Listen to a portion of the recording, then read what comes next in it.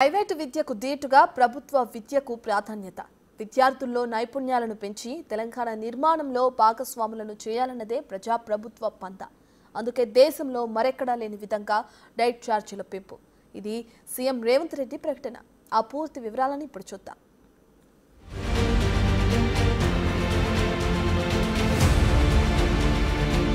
హాస్టళ్లు, గురుకులాల్లో common diet plan ని ప్రారంభించారు సీఎం రేవంత్ రెడ్డి.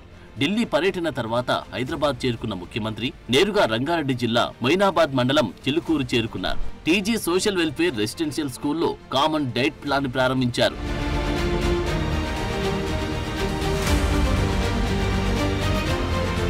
ఈ కార్యక్రమంలో ప్రభుత్వ విప్ ఎమ్మెల్సీ పట్నం మహేందర్ రెడ్డి, చేవెళ్ల ఎమ్మెల్యే కాళీ యాదయ్య, కార్పొరేషన్ చైర్మన్లు, జిల్లా కలెక్టర్, ఇతర ఉన్నతాధికారులు పాల్గొన్నారు. ఈ కార్యక్రమం సందర్భంగా సీఎం రేవంత్ రెడ్డి మాట్లాడుతూ వారం రోజుల్లో 5 రోజులు కోడిగుడ్డు పెట్టాలని నిర్ణయం తీసుకున్నట్లు చెప్పారు. రెసిడెన్షియల్ స్కూల్ అంటే మల్టీ టాలెంటెడ్ స్కూల్ గా అభివర్ణించారు. గురుకులాల్లో విద్యార్థులకు సరికొత్త డైట్ ప్లాన్ గా చెప్పారు.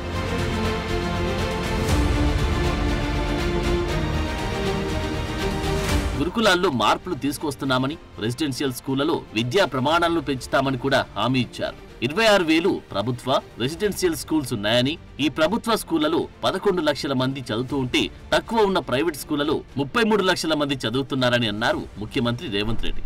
ఇలా ఎందుకు జరుగుతుందో టీచర్లు ఆలోచించాలని అన్నారు రేవంత్ రెడ్డి. చదువుపై పెట్టే శ్రద్ధ భవిష్యత్తుపై పెట్టట్లేదని, గురుకులాలు, హాస్టళ్లలో విద్యార్థులు చనిపోతే ఆ బాధ్యత ఎవరిదని ప్రశ్నించారు. ఇలాంటి ఘటనలు పునరావృతం కాకుండా చూసుకోవాలని హెచ్చరించారాయన.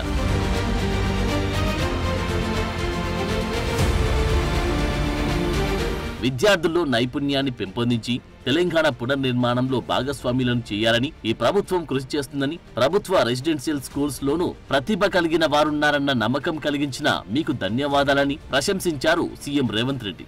కొన్నేళ్లుగా ప్రైవేట్ స్కూళ్లలో చదివిన స్టూడెంట్స్ కి మాత్రమే టాలెంట్ ఎక్కువని, గవర్నమెంట్ స్కూల్స్ లో చదివే విద్యార్థుల ప్రతిభ తక్కువని అపోహలుండేవి. ఇలాంటివి తొలగించాలని ఈ ప్రభుత్వం కృషి చేస్తున్నట్టు చెప్పారు సీఎం.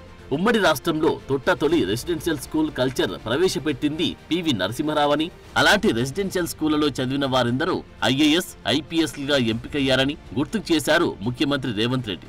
అలాంటి స్కూళ్ల పునరుద్ధరణే ధ్యేయంగా ఈ ప్రభుత్వం పనిచేస్తుందని, అందుకే డైట్, కాస్మెటిక్ ఛార్జీలను పెంచామని అన్నారు ముఖ్యమంత్రి. 8 సంవత్సరాల నుంచి డైట్ ఛార్జెస్ ఎప్పుడు పెంచలే. గత ప్రభుత్వం పెంచాలన్న ఆలోచన కూడా చేయలే.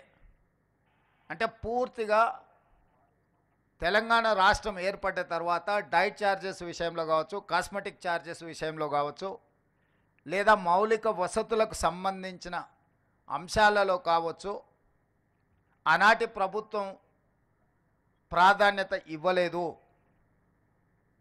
తద్వారా ప్రతిష్ట కలిగిన ఈ రెసిడెన్షియల్ స్కూల్స్ అన్నీ కూడా ప్రతిష్ట కోల్పోయి ప్రజలలో విశ్వాసం సన్నగిలే పరిస్థితి వచ్చినప్పుడు రాష్ట్ర ప్రభుత్వం స్పష్టంగా ఆలోచన చేసి మళ్ళీ ఆ విశ్వాసాన్ని పునరుద్ధరించాలి, ఒక నమ్మకం కలిగించాలి. ఈ ప్రభుత్వం అంటే ప్రభుత్వం మా కోసం పనిచేస్తుంది, ప్రభుత్వం మా ప్రభుత్వం, ప్రజాప్రభుత్వం అని ఒక నమ్మకం, విశ్వాసాన్ని కల్పించాలన్న ఆలోచనతో సింగిల్ స్ట్రోక్లో డైట్ ఛార్జెస్ విషయంలో 40% ఛార్జెస్ పెంచడం ద్వారా నాణ్యమైన ఫుడ్ని ఈరోజు మన విద్యార్థులకు ఇవ్వడం ద్వారా